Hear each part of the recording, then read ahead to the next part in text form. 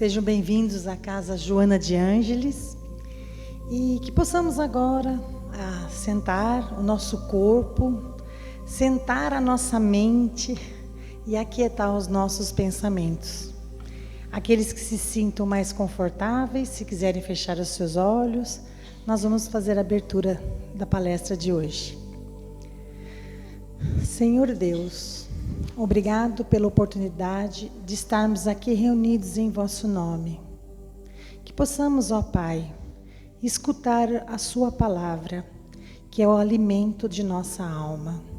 Que através desse alimento possamos alimentar as nossas inquietudes, as nossas preocupações, que possa alimentar o nosso amor, a nossa paciência. E que através disso, Pai, possamos ser um pouquinho melhor, pois estamos aqui para isso, para podermos crescer espiritualmente, para que possamos ser um pouquinho melhor, um dia de cada vez. E que essa aprendizagem possamos ter, principalmente dentro de nossos lares, com as pessoas que mais amamos, pelas quais às vezes perdemos mais a paciência. Que possamos, ó Pai, ter compreensão e amor para o nosso dia a dia. Agora esperamos o nosso irmão que vai fazer a palavra de hoje, que isso possa nos auxiliar em nossas quietudes e nossos esclarecimentos. Que assim seja, graças a Deus.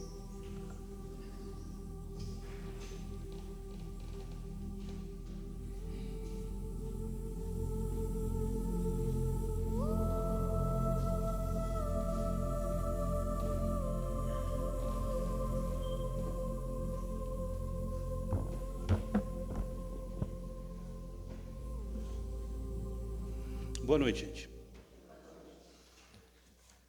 Bom, hoje, um capítulo interessante para a gente refletir é o capítulo 18 do Evangelho segundo o Espiritismo, cujo título é Muitos os chamados e poucos os escolhidos. Então, Allan Kardec abre esse capítulo trazendo como base do estudo a parábola do festim de núpcias. Não sei se todos conhecem, mas basicamente Jesus ensina para os seus apóstolos, para os seus discípulos, que o reino dos céus é semelhante a um rei que, querendo realizar as núpcias de seu filho, enviou seus servidores para chamar à festa todos aqueles com quem tinha algum tipo de relação. Convidou todos os parentes, amigos, pessoas com quem negociava, enfim, o seu círculo mais próximo de intimidade. E preparou um grande evento e fez com que essa preparação fosse divulgada. Muitos bois foram mortos, os melhores alimentos selecionados, os melhores músicos contratados para animar a festa. Daí, em resposta ao convite, alguns se negaram a ir, dizendo que tinham afazeres na data. Eu não vou poder ir porque dia tal eu tenho que visitar fulano, fazer tal coisa. Outros nem se preocuparam em dar uma desculpa. Simplesmente agrediram os portadores dos convites, rechaçando-os de volta para o reino. Outros os mataram, inclusive. Difícil aceitar um convite para uma festa naquela época, né? Então o rei, quando soube disso, ele se enfezou e chamou os seus outros servos, que já deviam estar bem preocupados de entregar convite depois do que aconteceu. Falou: agora vocês vão convidar todos que vocês encontrarem na rua. Pela rua, não interessa quem seja. Gente do povo, mendigos, doentes, maltrapilhos, convide todos os que vocês encontrarem pelo caminho. E assim foi feito. Afinal de contas, a festa estava preparada e não podia perder a festa. A ocasião já estava sacramentada. E assim foi feito. E no dia marcado, o rei pôde se deparar com um salão cheio de gente. Gente de todas as qualidades, gente de todas as classes. Todas elas confraternizando. E o rei muito feliz. Afinal de contas, a festa tinha sido um sucesso. Por uma via transversa, mas tinha sido bem sucedida. Até que, entre os transeuntes, ele encontra uma pessoa que estava ali gozando das comidas e da boa música e da boa bebida, mas não portava o traje nupcial. E aquilo chamou a atenção do rei. E o rei perguntou: mas meu amigo, o que você faz aqui sem o traje nupcial? Eu não ouvi resposta, porque a pergunta deve ter sido muito inusitada para aquela pessoa que foi convidada quase que por obrigação. Ela não tinha amizade com o rei, não conhecia quem estava casando. Então ela estava quase que cumprindo um favor, vamos dizer assim.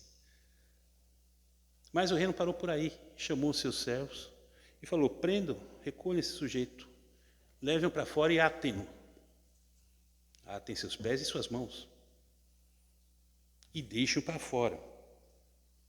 Lançai-o, Jesus completa, lançai-o nas trevas exteriores, porque aí haverá pranto e ranger de dentes, pois há muitos chamados e poucos os escolhidos. Então essa é uma parábola que, assim, permite muitas reflexões, até porque não é muito simples de se compreender. A pessoa que lê isso superficialmente, a primeira coisa que ela vai perguntar é isso: como é que alguém que atende um chamado de emergência, quase que fazendo um favor para o rei, para preencher o espaço que era destinado para os conhecidos, para os amigos, para os familiares, para a alta nobreza, para todos aqueles que se relacionavam com o rei, que não é qualquer um que se relaciona com o rei, e que não quiseram ir. Então, para preencher esse vazio e para evitar uma vergonha de ter uma festa marcada e nenhum convidado comparecer, ele estava lá quase como que atendendo um favor. E ainda assim, foi cobrado por uma roupa que ele não pôde usar. E em função de não ter ido com essa roupa, ele foi lançado com mãos e pés atados ao exterior, para que ele sofresse o choro e ranger de dentes. Não parece que faz sentido isso. Mas se a gente começar por aí a interpretação, a gente vai chegar à conclusão do que aquilo que Jesus ensinou não faz sentido. Essa é uma conclusão teratológica. Então cabe a nós tentar descobrir o que significa isso. O que se quis dizer com essa parábola? E esse título, muitos chamados e poucos escolhidos? O que isso significa? O que é ser chamado? E o que é ser escolhido? Qual que é a diferença entre os dois? Kardec começa a destrinchar essa parábola.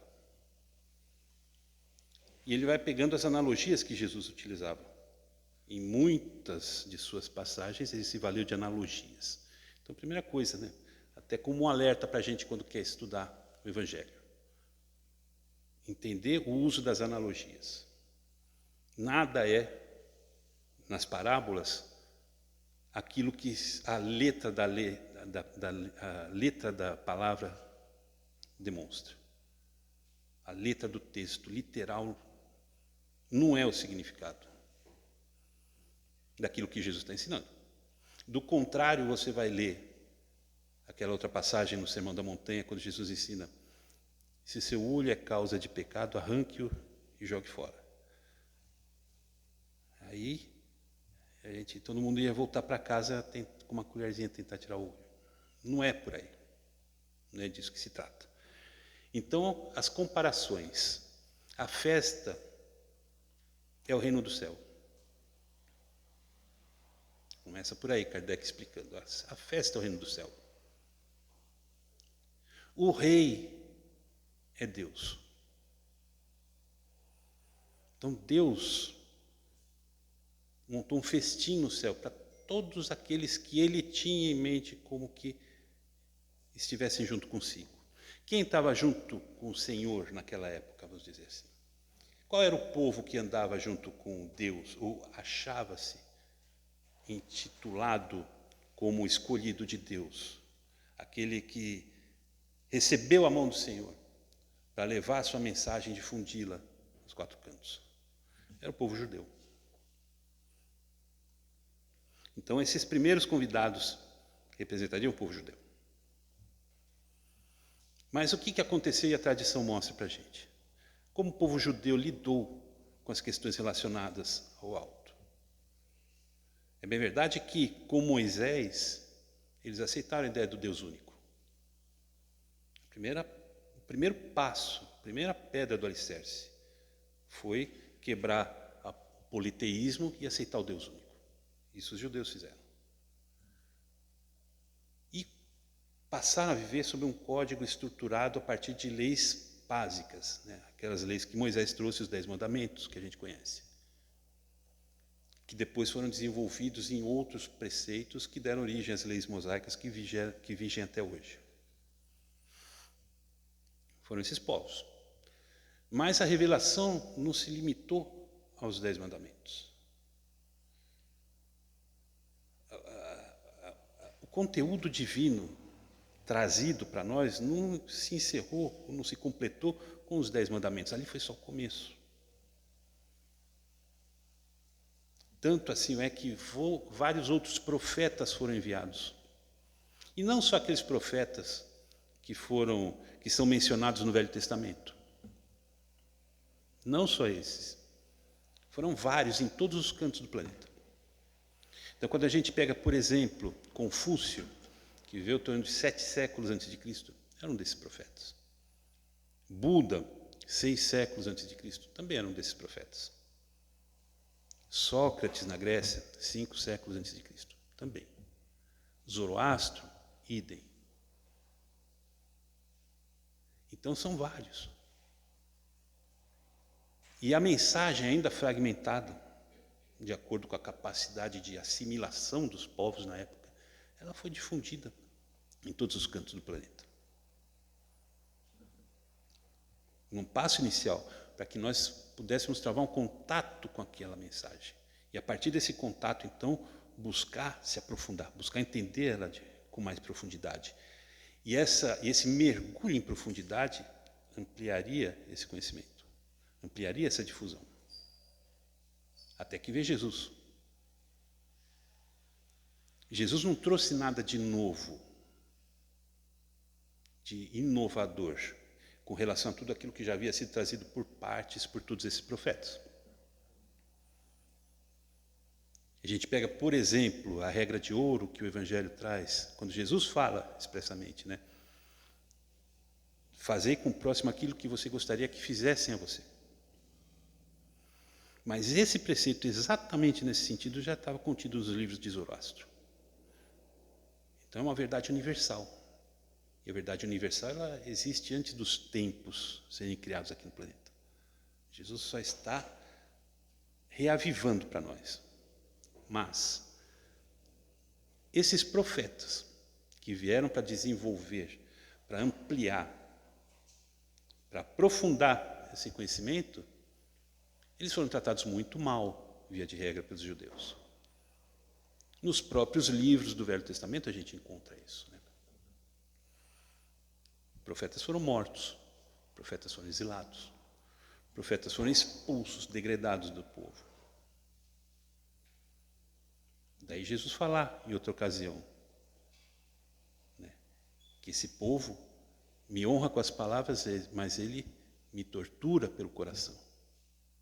Tortura ao Pai, porque os seus enviados foram mortos e foram maltratados. São os convidados da festa, são esses profetas. A ideia de Jesus, inicialmente, o plano era apresentar a doutrina cristã para os judeus, porque eles tinham já essa capacidade de assimilação. Eles já entendiam a base. Eles não precisavam começar a aprender desde o começo. Então, com isso, ficava fácil para que eles assimilassem e reproduzissem. Era quase que uma questão de logística. É mais fácil difundir a partir de de um grupo que já tem um preparo para receber essa mensagem inicial e depois transmiti-la em uma amplitude maior. Mas o que acontece com a mensagem? O que acontece com o próprio Cristo?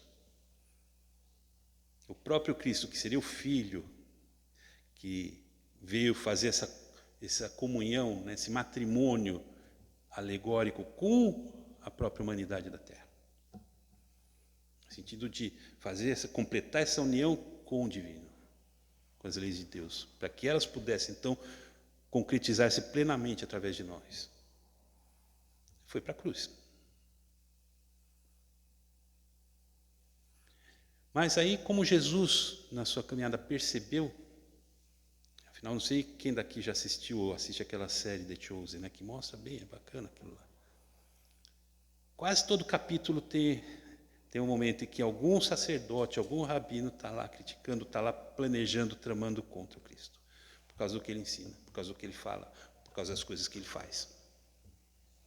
Não passou um dia de sossego para o Cristo aqui na Terra. Então o plano inicial era esse: ir diante aos filhos de Israel. Depois vocês procuram os gentios. Entende? Vá primeiro aqui, porque aqui eles vão receber, já tem facilidade para lidar com isso, eles vão então só retransmitir muito mais fácil e em maior número.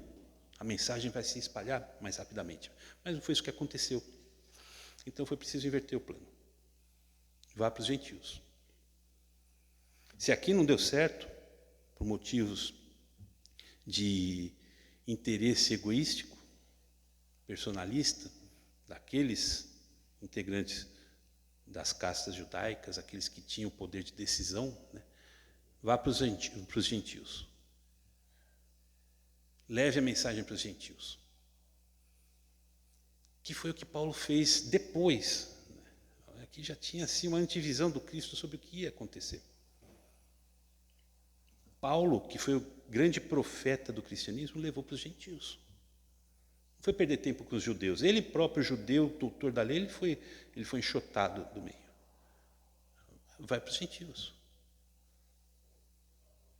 Para o pessoal da Jordânia, do Oriente Médio, da Síria e Roma.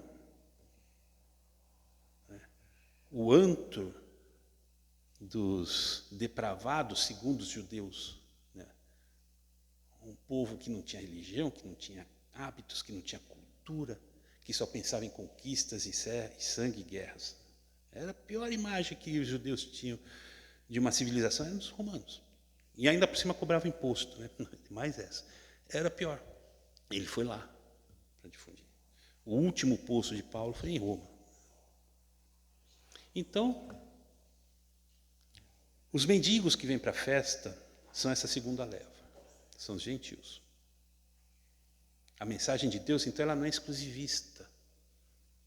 Não é uma mensagem exclusivista, não é uma mensagem direcionada para um determinado povo. Isso nunca existiu. A ideia de povo escolhido nunca existiu no sentido em que foi desenvolvido. Um povo superior aos demais, qualquer que seja. Em nenhum aspecto ligado à espiritualidade isso se verifica. Falar, por exemplo, que o espiritismo é algo superior às outras religiões é um erro. Primeiro, porque não é religião. E segundo, porque antes de ser superior, ela dá base para todas as outras.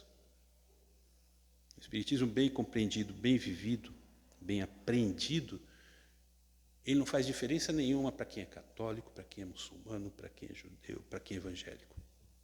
Não vai afetar. Vai fazer com que a pessoa se torne o melhor católico, o melhor judeu, o melhor muçulmano, o melhor evangélico. Então, todos nós, gentios, recebemos a palavra. Recebemos o convite. É para nós. Somos convidados, então. O título aqui, muitos os chamados. Então, são muitos mesmo. Porque se você tira os judeus, que seria o primeiro destinatário dos convites, sobra toda a população do planeta. Todos se enquadram no conceito de gentil. Mas nem todos são chamados. Por isso que não é dito todos são chamados. São muitos os chamados. Porque tem alguma parcela que realmente não quer ser convidada. Não quer participar de festa nenhuma. Não quer receber convite nenhum e não tem a mínima disposição de dividir festinho, qualquer coisa que seja.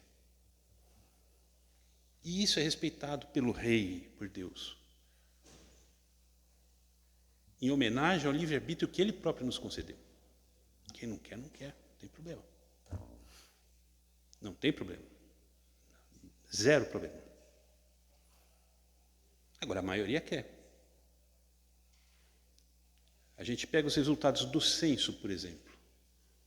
A gente tem quase 80% da população brasileira, ela é religiosa em alguma medida. Filiada a algum pensamento, alguma corrente religiosa. Nós somos mais de 200 milhões de pessoas aqui no Brasil. 80% de 200 milhões é muita coisa. É uma maioria muito grande. Então, chamado para todos esses, que já despertaram para a noção, para a necessidade de se orientar pelo aspecto espiritual da coisa. Então, o convite é para todos nós. E isso, então, nos franqueia o acesso a esse festim que era reservado antes para aquele primeiro círculo escolhido, que seria o facilitador, mas que não funcionou. Eu pergunto, mas basta? É aí que está a grande chave da questão.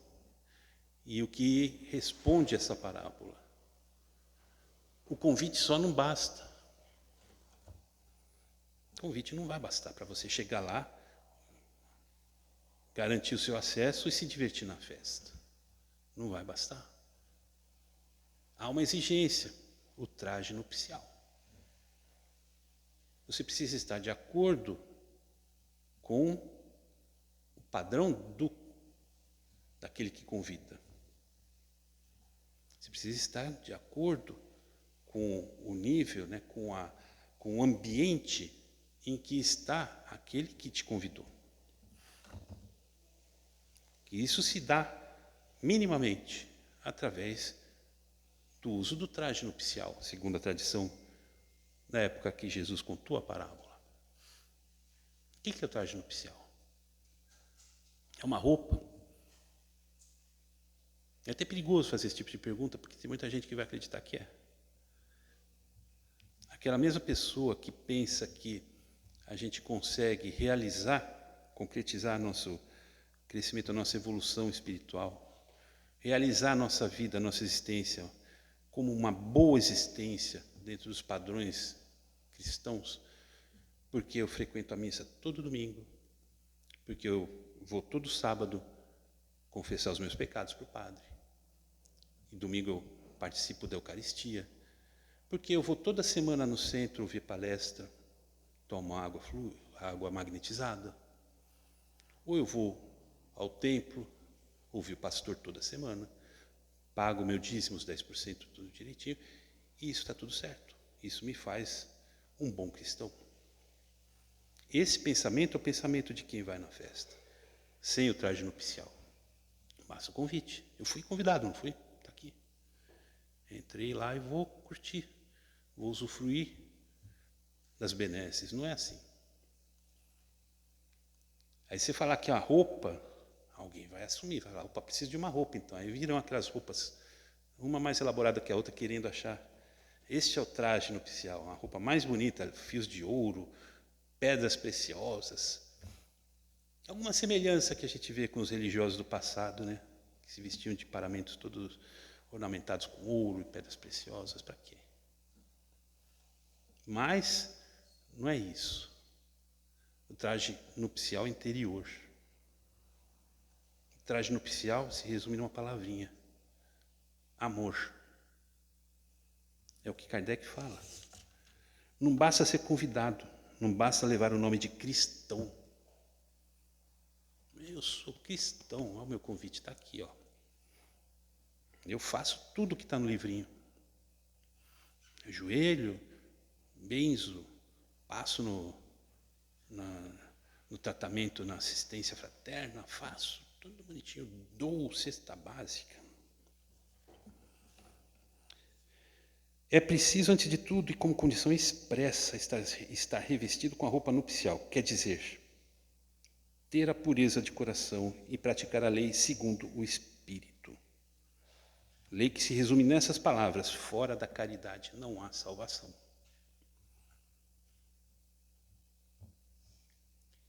Olha que hoje tem um termo, né? Como é que fala? O pessoal fala quando plot twist, né? Quando dá uma reviravolta. A gente está pensando aqui, puxa vida, toda essa parábola, todo esse ensinamento para mostrar como você vai ser admitido no reino dos céus, o que é necessário para chegar ao reino dos céus. E aí vem Jesus e ensina que tudo está resumido ali no traje nupcial que você vai vestir, que é o amor. E ao mesmo tempo você fala, bom, mas se eu pratico o amor, se eu já tenho amor comigo como condição para receber esse convite, então eu já estou na festa, antes do convite chegar a mim. Eu não preciso de convite. Eu não preciso ser chamado. Eu já estou escolhido. É uma coisa, é realmente é um ensinamento. Você fala, quando você começa a aprofundar como Jesus ia longe e como ele queria garantir a necessidade de a gente entender esse ponto que é o mais importante de tudo. O que é o amor dentro da nossa existência, o papel que o amor exerce dentro da nossa existência. Até que ponto vai essa influência? A gente ainda não se dá conta disso. Então a gente está aí, batendo cabeça, estudando sobre isso toda semana. Ainda tem que aprender. E, no entanto, isso nos faz superar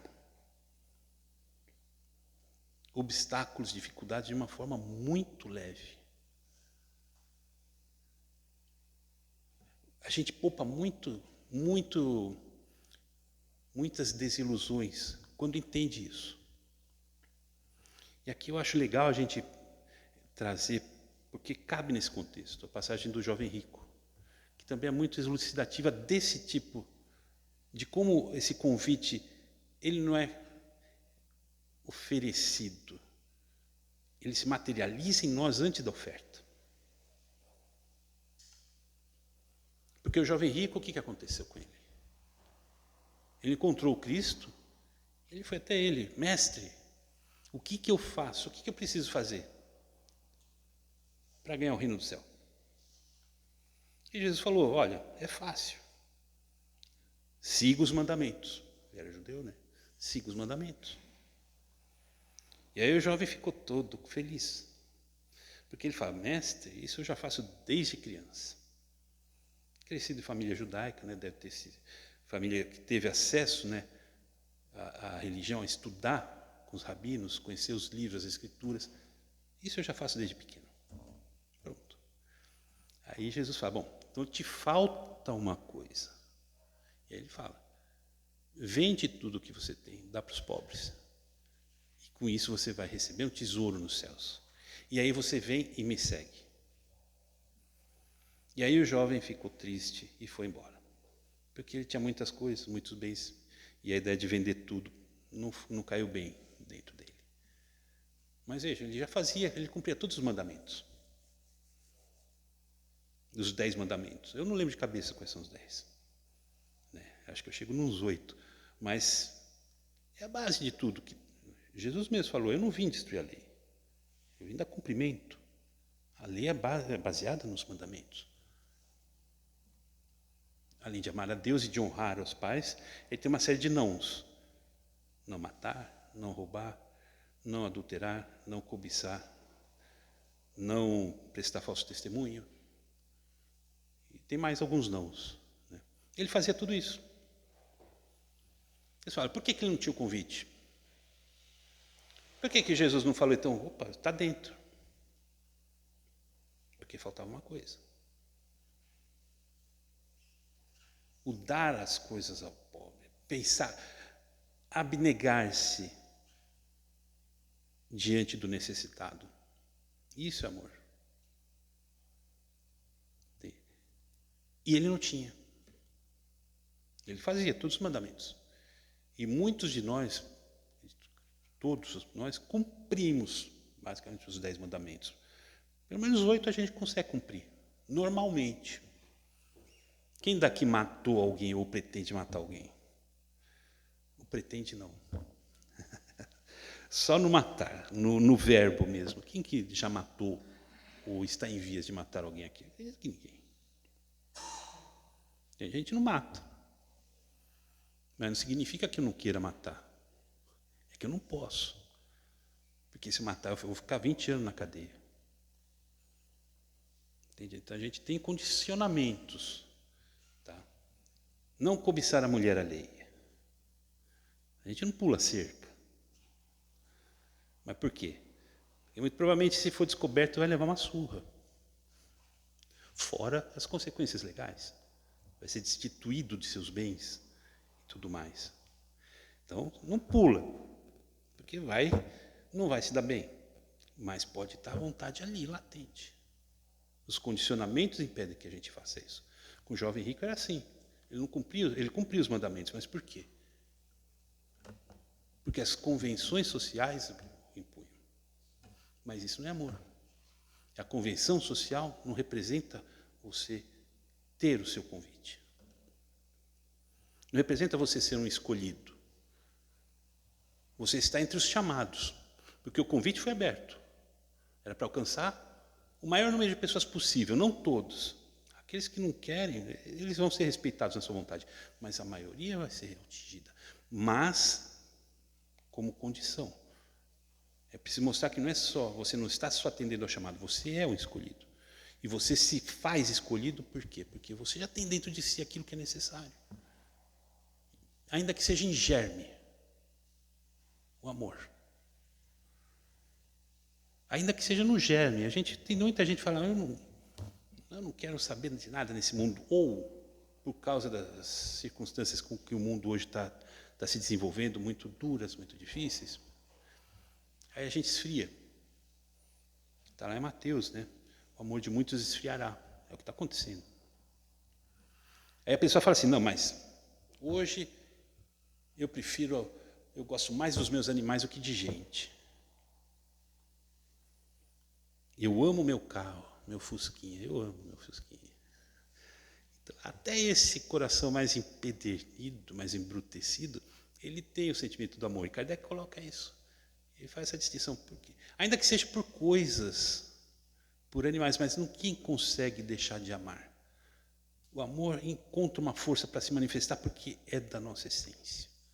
A gente sufoca, mas sempre vai encontrar uma essência. Agora, a partir do momento que a gente tira esses empecilhos que sufocam o amor e a gente se abre para isso, a gente deixa de ser alguém chamado, a gente passa a ser alguém escolhido. Embora receba o convite já não é mais necessário para a gente compartilhar o festim. Porque nós já temos o traje.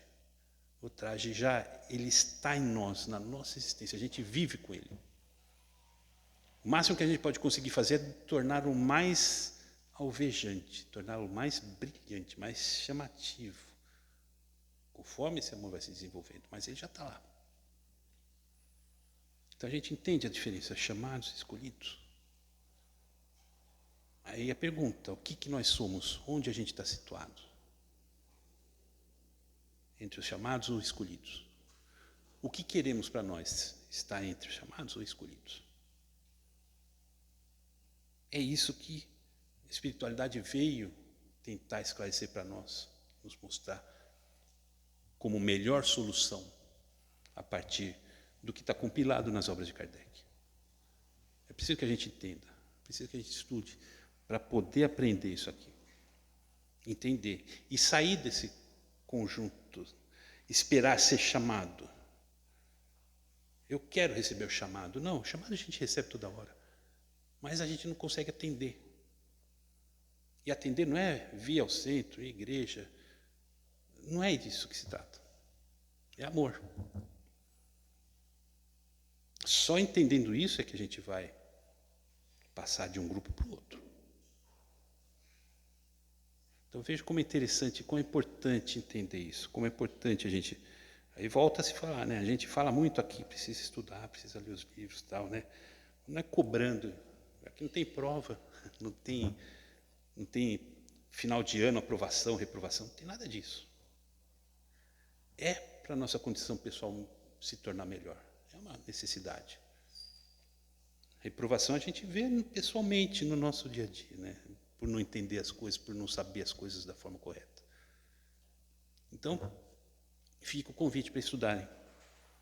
A gente estudar essa passagem, estudar esse capítulo. Nosso capítulo 18, que é muito essencial. Se a gente quiser continuar a ser chamado, a gente vai ser chamado por tanto tempo for necessário, até despertar, para se tornar um dos escolhidos. Alguém de vocês aqui já leu há 2000 anos? Do Emmanuel? Então, tem uma passagem muito legal. Emmanuel foi senador, viveu como um senador romano na época do Cristo, na Galileia. Ele era um dos representantes do imperador, era preposto, tinha um cargo específico que ele, como senador, então ele ficava. Ele conheceu Jesus, até porque tinha ameaça de ser Jesus um revolucionário, um criador de problemas, então era necessário que o Império Romano tivesse ciência do que acontecesse, até mesmo para estar prevenido, se fosse necessário usar força, prender, eles estariam lá, de prontidão para isso. E tem a passagem, a filha dele fica doente, eu não vou dar spoilers, porque o livro é muito legal, e é muito rico para se ler. Mas, num dado momento, Emmanuel encontra com Cristo na beira do lago, lá em Cafarnaum. Ele não consegue falar pela emoção, encontrar o Cristo e todo aquele magnetismo do Cristo. E entre aquilo que Jesus fala para Emmanuel, ele fala, olha, você tem a opção de me seguir. Você pode me seguir agora ou daqui a 1000 anos. Mas uma hora você vai me seguir. A escolha é sua, pelo tempo que vai levar, mas uma hora você vai me seguir. Basicamente, ele escolheu os 1000 anos, vamos dizer assim. Mas ele teve a chance. A gente também, se quiser demorar mais 1000 anos, nessa condição de esperar o chamado, tudo bem. Nós vamos ficar 1000 anos.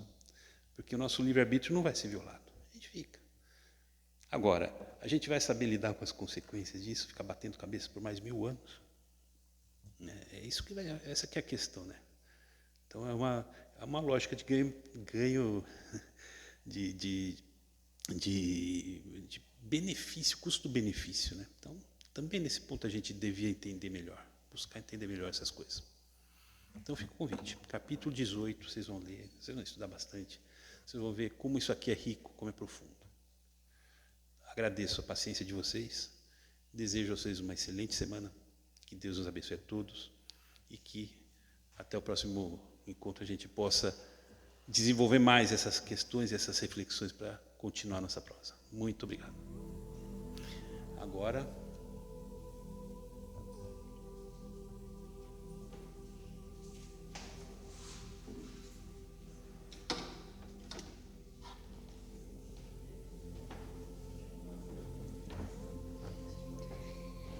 Pai nosso que estás no céu, santificado seja o vosso nome, venha a nós o vosso reino, seja feita a vossa vontade, assim na terra como nos céus.